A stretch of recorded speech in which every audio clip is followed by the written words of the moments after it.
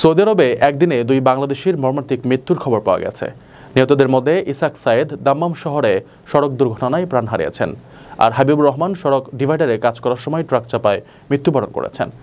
নিহত ইসাক ব্রাহ্মণবাড়িয়া কসবা পৌরসভায় আড়াইবাড়ি গ্রামের খুরশেদ আলমের ছেলে। তিনি একটি ফুড ডেলিভারি কোম্পানিতে কর্মরত ছিলেন। বুধবার ভোরে দাম্মামে মোটরসাইকেল করে খাবার পৌঁছে দিতে গিয়ে একটি দ্রুতগতি ট্রাকের নিচে চাপা পড়েন। এতে ঘটনাস্থলেই তার মৃত্যু হয়। ইসাকের বাবা খুরশেদ আলম বলেন, সন্তানকে অনেক কষ্ট করে বিদেশ পাঠিয়েছেন সংসার চালানোর জন্য, কিন্তু এখন সব শেষ হয়ে গেছে। ছেলের মরদেহ যেন দ্রুত দেশে আনা হয় সে ব্যবস্থা নিতে তিনি সরকারের কাছে অনুরোধ রেখেছেন। নিহত অপর প্রবাসী শেখ হাবিবুর রহমানের বাড়ি ফরিদপুরের ভাঙ্গা উপজেলায়। মঙ্গলবার বাংলাদেশ সময় সন্ধ্যা 6টার দিকে তার মৃত্যু হয়। এ খবর জানার পর তার বাড়িতে চলছে শোকের মাতম। জানা যায়, হাবিবের এক স্ত্রী এবং 3 সন্তান আছে।